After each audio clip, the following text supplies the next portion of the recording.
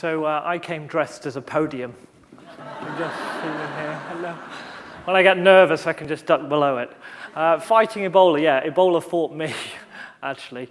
But I came in via Amsterdam. It's nice to be reminded after that experience what you're here to talk about, because my brain seemed to disappear. So Ebola, I mean, it went all over the media, didn't it, really? And it isn't a happy story, I must say. There were some really happy times when people survived, but, you know, for anyone in the audience that, you know, could be shocked, you probably will be by what I'll show you. I'm not a usual doctor. Sometimes patients come in consultation and say, can I see the real doctor now? It's not usually in this jacket, but I may try that and lessen my patient load.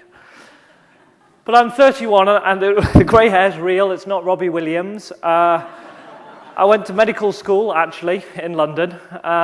Also went through very many countries and places. And I'm all about people and places. That's me in life. I get my kick off people's stories. So why Ebola? Well, what did I do? So I went out to experience, you know, and get some infectious disease experience of Ebola. I'd got no prior viral hemorrhagic fever, you know, very severe fatal virus experience before, so I thought it'd be prudent to get some training. Deployed to Sierra Leone, so went out there from November and came back in December, and then did some teaching afterwards.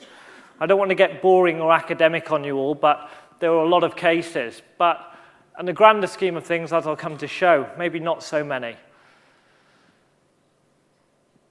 Now, I'm not Uri Geller, the person that bends spoons, you know, with his mind. Neither can I beat Ebola by looking at it. But, you know, if you take a step back, we shouldn't be looking for a vaccine or a treatment per se. We should be looking to ways to prevent the outbreaks in the first instance. So that's the first idea I'll put to you.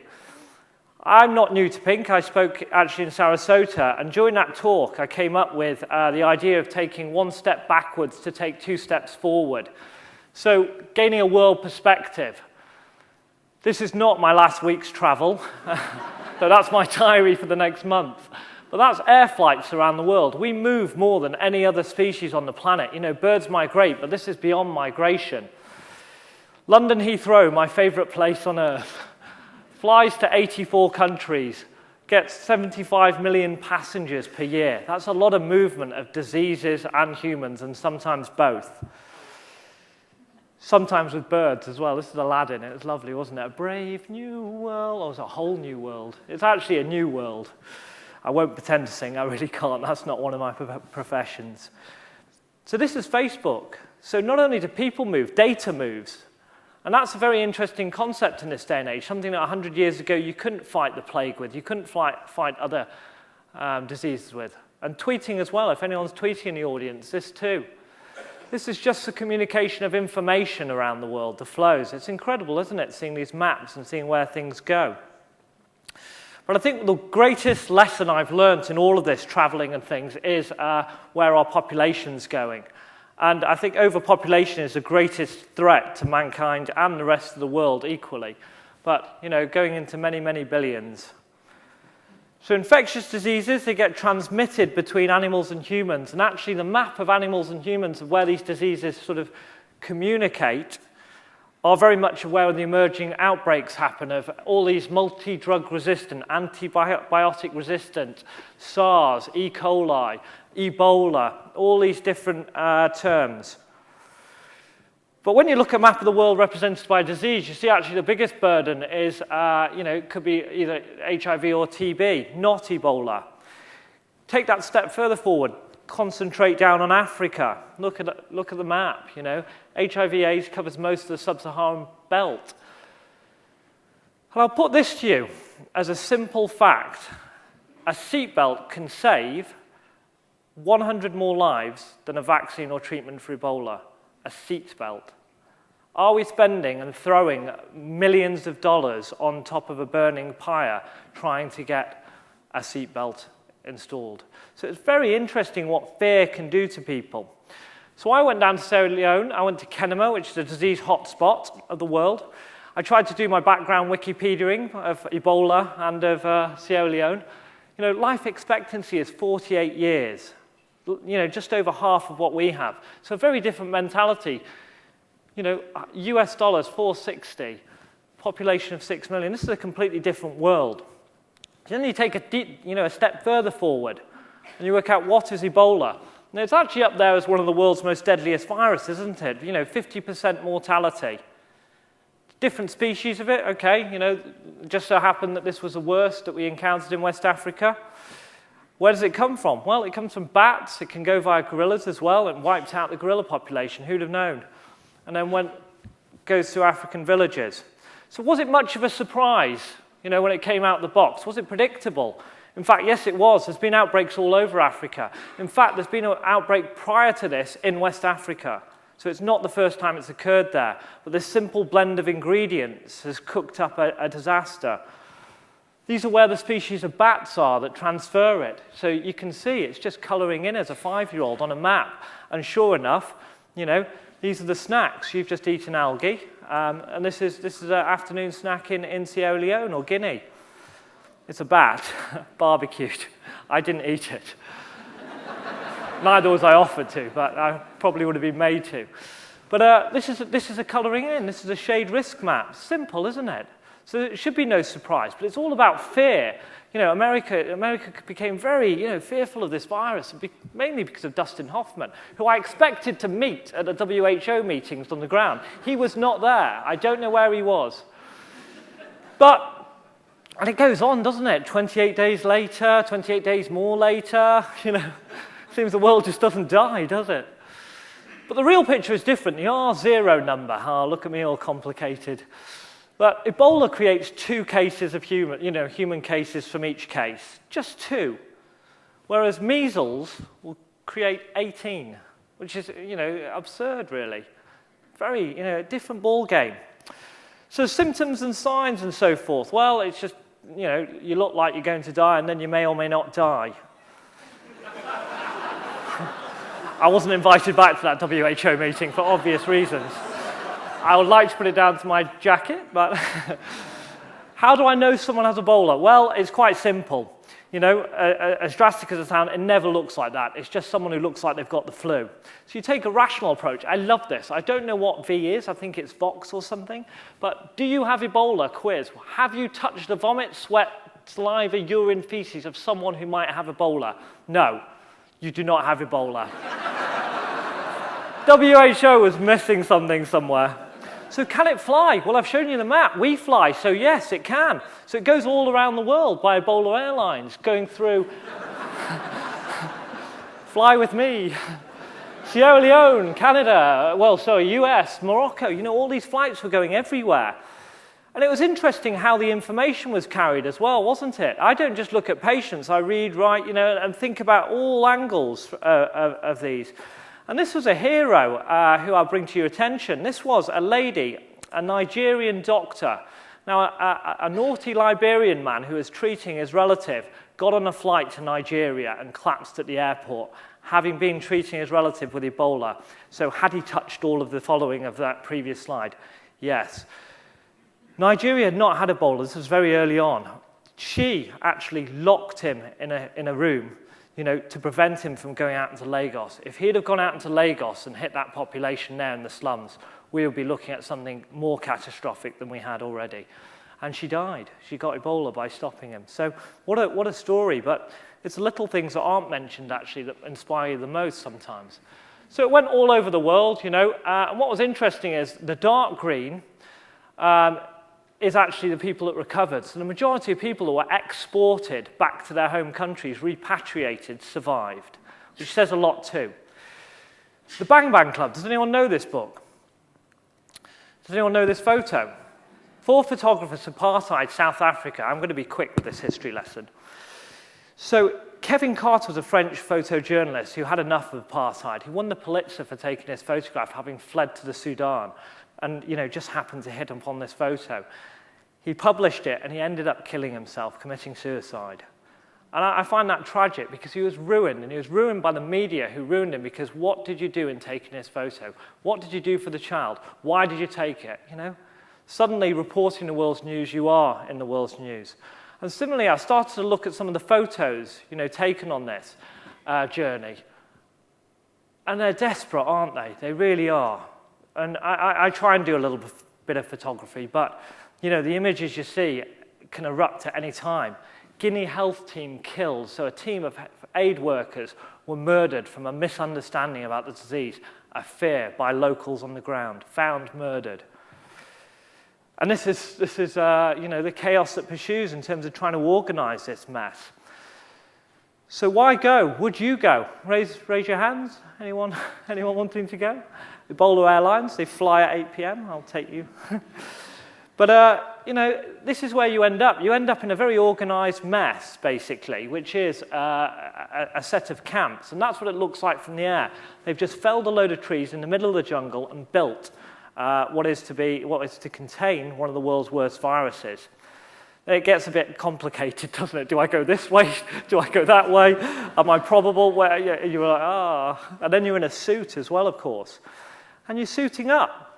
Now, I haven't taken these because I was trying to be a doctor as one of my professions, but Dan Van Mol was. And I love the natural, paths in life that people take and suddenly they converge. This was just by chance, which I'll get back to at the end, but he's a German photojournalist who goes through the world's war zones. I go through them as a doctor, he goes through them as a photojournalist. But I've used most of his images out of respect for that journey and that chance meeting. So you have on all these suits, and you get in your gear, and you go in. The personal protective equipment has to be right. There's definitely a wrong way to do things. But bad times, really. So you have the dreams about the CDC and Dustin Hoffman, who never came. And, you never get anything like that. You just get a little bag of goodies instead.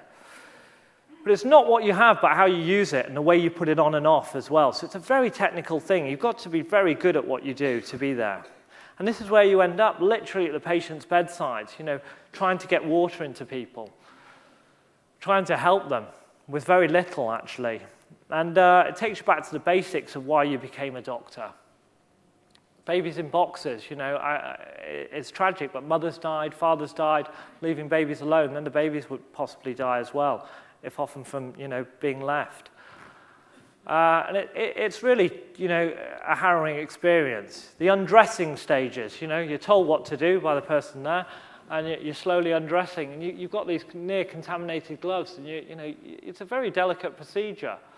You can see how dark my uniform is there from underneath, of just sweating as well. So it's a really intense experience, psychologically and physically.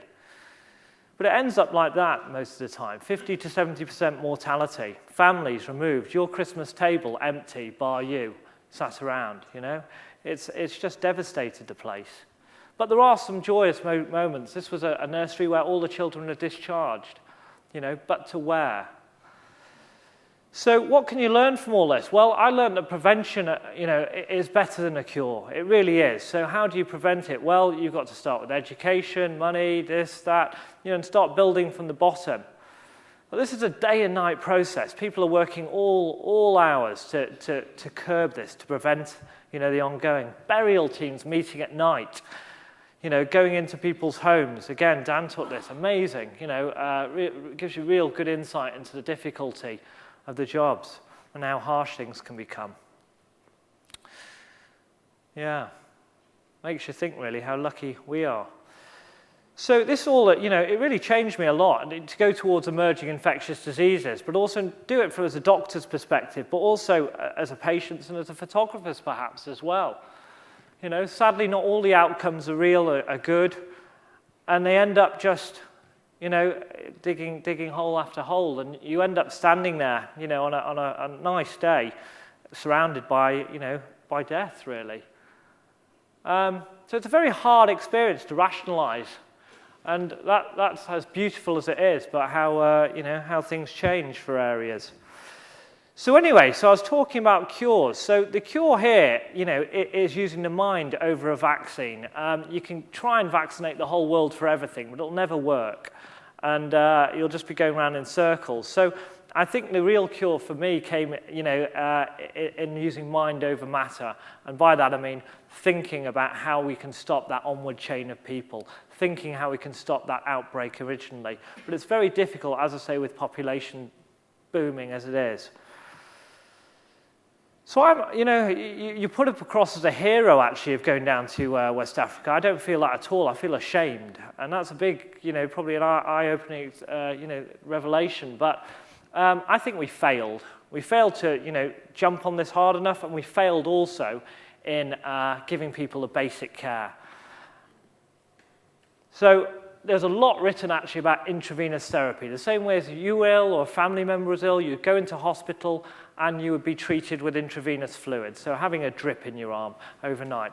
People were dying of dehydration down there, which is just unthinkable.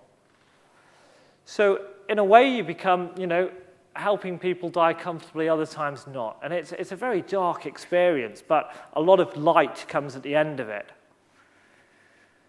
And you're left, essentially, looking at pictures like these, and you can see, the child's face. You can see another child lying here. You're in a very hot situation, and people are just going about their business, and you're creating pain to, overcome. And I'll just, leave you with that image because, again, taken by Dan, it's just something that really captures the situation beautifully. And so I was actually, down there working, putting in all these drips and things, and I'd never met this chap called Dan, but as I was saying to you, the natural journeys of life go through. And Dan had been all over the world. I think he'd just come from Gaza, so he'd been covering some pretty horrific things there via Libya or Syria. And I'd been working in the English healthcare system, which I would argue is similarly about on par sometimes. I may not have a job tomorrow. But anyway, so you look at this photo and you just think, what's going on? So you've got someone dressed there, and a child. And in fact, there's no risk to the child. The child already has Ebola, but is willing to help his own kind, his own situation. And I thought that was a beautiful captured moment, because how long does a little fist strike take? It's not very long, and it's very, just a feeling, isn't it? Just a connection. And this child was odd. He was odd because he mounted antibodies, meaning he created a response, but it wasn't good enough to clear the virus, so he took a long time. So he essentially became a resident of this treatment center, as a teenager, as a young teenager. It's just, what an experience. And in fact, I was getting changed afterwards, and after I'd been in a center, and I met Dan for the first time. And this chap just said, "I've just taken a nice photo of you." And I was like, "Oh yeah." And that's me there. And I didn't even know I was doing it. And he said, out of all the experiences I've had of going through Libya and Guinea as well, this is the first time I've seen mankind touch each other that bridges that separation of a suit to an Ebola victim. And I thought, that's beautiful, but to have a photojournalist be able to capture that, I thought, hat off to him. He's done well. I don't even, really remember all of that, and certainly there was no setup for it. So the quiet frustration, unable to work or go about my regular life, I pondered the ethical dilemmas of altered standards of care and unequal distribution of resources. My mind screamed outrage at the thousands of deaths that shouldn't have been. Why did we have the simple intravenous fluids our patients so desperately needed? The one therapy we knew could make a difference. Why didn't we have morphine to relieve their terrible pain? I felt guilty at having been unable because of the lack of staff, basic supplies, or appropriate medicines to care, as well as I knew for how my patients, through the course of their illness, they were denied what I consider their most basic human right, a dignified and painless death. So you think about water, you think about fluids. A bag of intravenous fluids costs 10 cents. The skill to do it slightly more. So when I see people raised on a pedestal, it puts my mind back to that Nigerian doctor in that hospital and thinking of putting herself. It puts me back at that child's bedside who helped me, who actually wants to become a doctor. And it makes me think about the disparity. I draw your attention to a great difference. And I think about the 3 cases we had home in London, 100% survival. We gave one some fancy drugs. The rest, so-so. Nothing was certain. Survival with Ebola, 20 to 50%, more like 30 really, in just Sierra Leone, 3,000 deaths of 8,000 cases.